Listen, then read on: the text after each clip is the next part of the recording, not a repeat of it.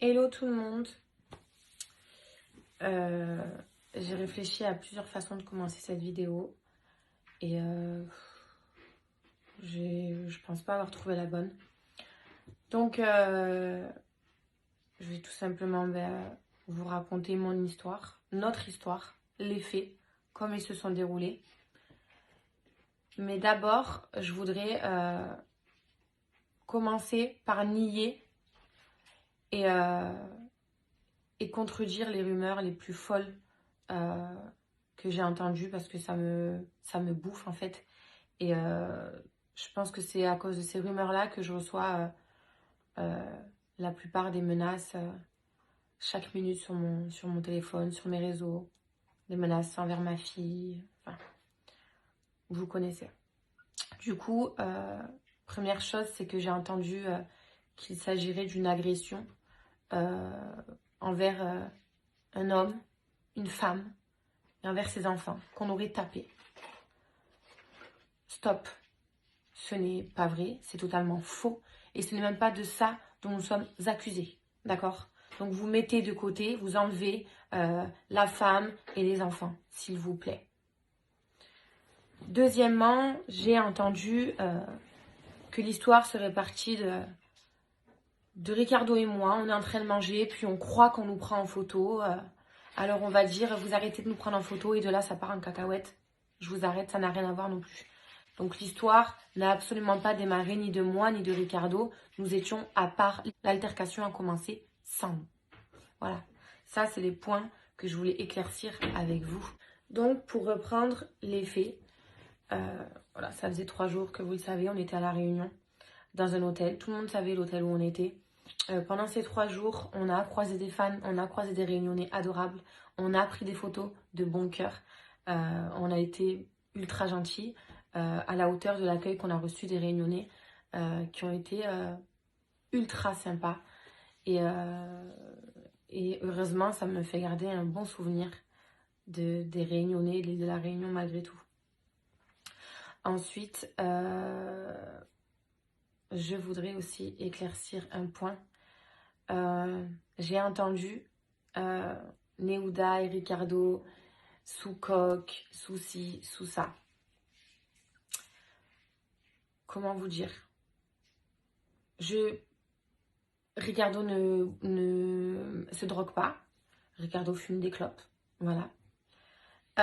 Moi, ma famille sait, les gens qui m'ont connue savent que je ne bois pas d'alcool. Je ne fume plus de cigarettes depuis 1 an et demi. Je ne fume pas de joint. Je ne me drogue pas. Je ne fais rien. Je ne bois même pas d'alcool, même pour mon anniversaire. Tout le monde le sait. Tout le monde sait que Neouda, elle ne fume pas, elle ne boit pas. Par contre, j'ai vu que y a des personnes sur des plateaux télé qui se sont permis de dire certaines choses. Sachez que j'ai pris un avocat et que toutes ces diffamations ont été actées et les plaintes vont être déposées. Parce que je ne laisserai pas les gens me salir. Ensuite, avant aussi de continuer l'histoire, je voulais vous expliquer pourquoi j'ai décidé de parler face à mon téléphone sans personne autour plutôt que d'aller sur un plateau ou d'aller dans les médias. C'est que, une fois de plus, les médias, les plateaux télé ne nous ont laissé aucune chance et n'ont absolument pas respecté la présomption d'innocence. Alors je me voyais mal aller sur un plateau et me sentir à l'aise face à ces mêmes personnes qui nous ont enfoncés dès le début et qui nous ont laissé aucune chance. C'est vrai que Ricardo et moi, on est les coupables idéaux. Je vais sûrement pas vous contredire, mais c'est pas pour autant que nous sommes coupables. J'ai une mauvaise expérience en France avec la télé, etc. J'ai une mauvaise réputation, mais putain, je vais vous prouver qu'on n'est pas des monstres et nous ne sommes pas des monstres. Absolument pas. Alors, pour continuer l'histoire. Donc, ça faisait 3 jours qu'on était à La Réunion, tout s'est super bien passé. Dimanche midi, on s'est réunis pour aller manger comme à notre habitude. Il y a une grande terrasse et une petite extrémité de la terrasse est séparée par une baie vitrée qui est fumée, donc on ne peut pas voir à travers. Ricardo, mon papa, Laïa et moi, on a l'habitude de se mettre ici. Comme ça, on est à l'écart, personne ne nous voit. Et comme ça, on n'est absolument pas stressé de savoir qui pourrait prendre ma fille en photo ou non. Voilà. On a amené notre fille, c'est à nous de la protéger et c'est à nous de faire en sorte de s'éloigner un petit peu des foules et des téléphones, ce qui est normal. Et ce jour-là, on n'a eu aucun souci par rapport à ça. Johanna, la nounou, qui s'occupe uniquement des candidats des anges et qui ne s'occupe absolument pas de ma fille, ça a été dit, mais c'est absolument faux. C'est une personne qui travaille avec la production. Elle était en train de manger avec 3 candidats. À la fin de leur repas, je suppose, elle vient me voir et elle me dit, écoute, Nouda, Rika, moi je vais monter en haut, je vais raccompagner les garçons et ensuite je vais descendre vous voir. Donc on attend notre repas, on n'avait pas encore commencé à manger, on attend notre repas. Et puis là, j'ai un laps de temps de quelques minutes, j'entends, parce que je ne vois pas ce qui se passe dans l'autre partie de la terrasse, des applaudissements et 2 voix d'hommes en train de crier. Mon papa, ma fille et Ricardo ne bougent pas. Et moi, je décide juste de me lever, parce que je me dis quand même c'est bizarre, et d'aller voir.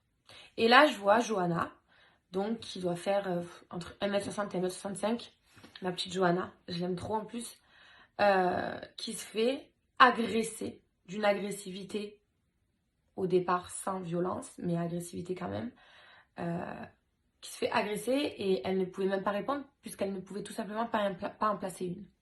Donc j'entendais mais de toute façon t'es moche, qu'est-ce que tu veux, qu'est-ce que tu viens me prendre la tête, tu crois que je suis qui, tu sais pas qui je suis ici, cassez-vous, on vous veut pas ici, nanana. On vous veut pas ici, nanana. Tu t'adresses pas juste à Johanna là. Là t'es en train de parler t'es en train de parler des anges en fait, tout simplement. Et moi ce qui me choque, c'est le fait qu'elle est assez petite, c'est une femme, et il y a 2 hommes qui sont en train de lui crier dessus, en train de la rabaisser, plus les applaudissements. Donc je me permets d'y aller et de me dire, mais stop, arrêtez de lui crier dessus, en fait, ça va pas de crier comme ça sur une femme. C'est pas possible, on parle pas comme ça à une femme, en fait. Et à mon tour, je me fais allumer. Et ça repart de plus belle. Mais vous croyez où? Mais on s'en fout de vous, etc. Qu'est-ce on s'en fout de vos photos? Moi, pour le coup, je savais pas que ça parlait de photos, parce que j'étais pas là au début. Donc je savais même pas pourquoi l'altercation avait commencé.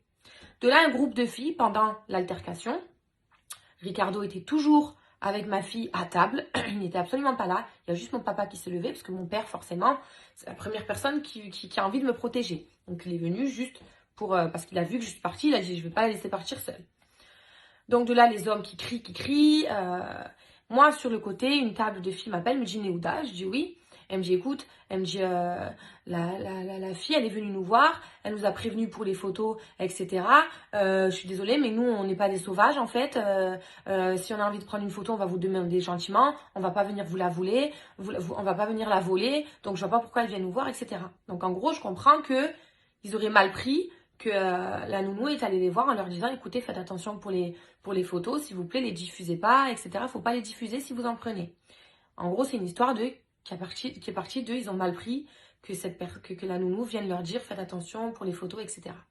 Et de là, je leur explique, je leur dis écoute, elle fait son travail, elle est venue vous voir, c'est pas personnel, elle fait son travail, donc elle est juste venue, un peu prévenir tout le monde qu'il fallait faire attention, c'est tout, sans aucune méchanceté.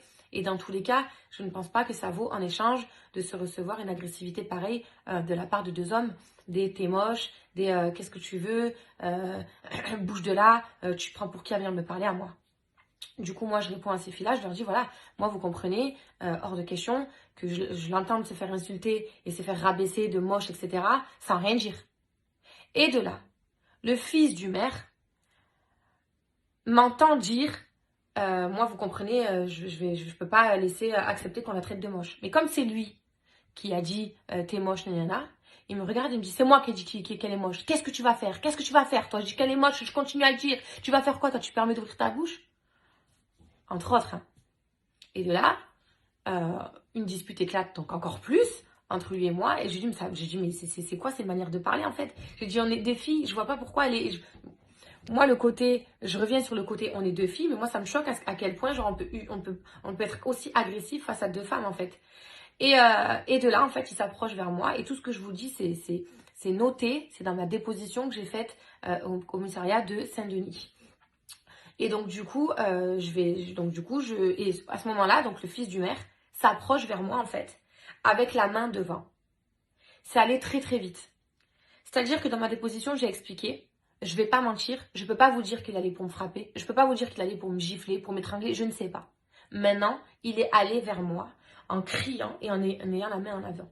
En ayant la main en avant. Ça, dans la loi, c'est une agression. Tout comme moi qui crie sur quelqu'un euh, euh, dans l'optique d'être méchant, c'est une agression aussi. Donc de là, Ricardo qui n'avait pas bougé jusqu'à présent, je vous l'assure, et les témoins le disent et peuvent vous le dire, et je reçois des centaines de milliers de messages et je vous les montrerai.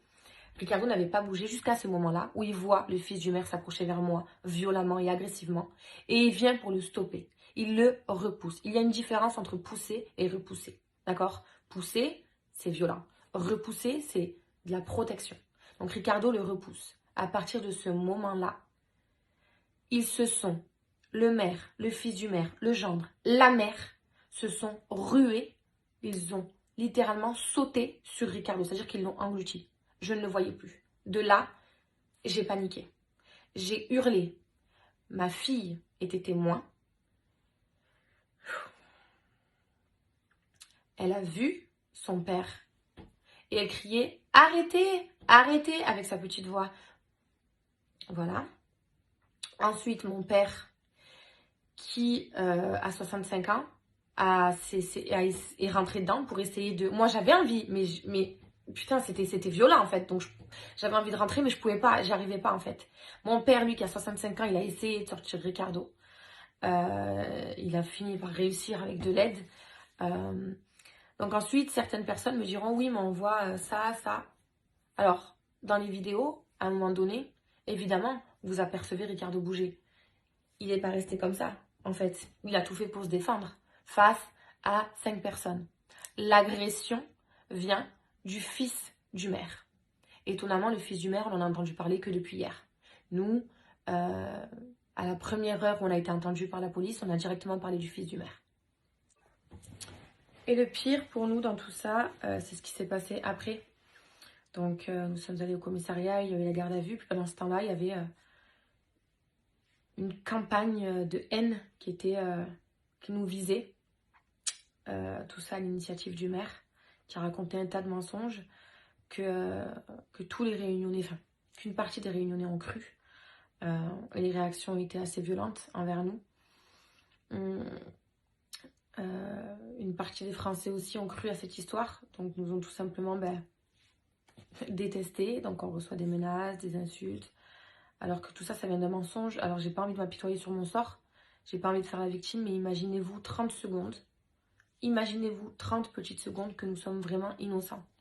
Mettez-vous à notre place et imaginez-vous comme c'est dur, d'encore une fois, porter la casquette du monstre.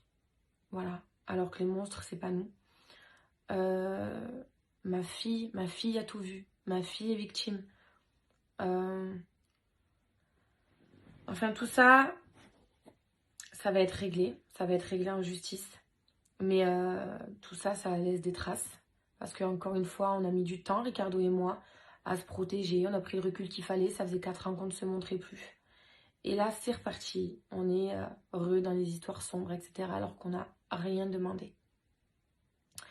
Maintenant, je voulais quand même aussi remercier toutes les personnes qui nous ont soutenus. Je voulais aussi remercier Valentin, Wassim, tous les comptes télé qui nous ont soutenus, qui ont mené des investigations, qui ont payé en plus. Donc merci beaucoup. Et voilà, il était important pour moi de rétablir la vérité. J'aimerais que vous me croyiez. J'aimerais avoir votre soutien pour une fois. J'aimerais juste de la solidarité parce que je vous jure qu'on n'y est pour rien. Et ne croyez pas tout ce qui se dit, la vérité est en train de sortir. Et les personnes coupables seront condamnées. J'y crois et on fera tout pour. En tout cas, on est soutenus, on est aidés, on est accompagnés. Et on est ensemble, on se soutient. C'était important pour moi de rétablir ma vérité et la seule vérité.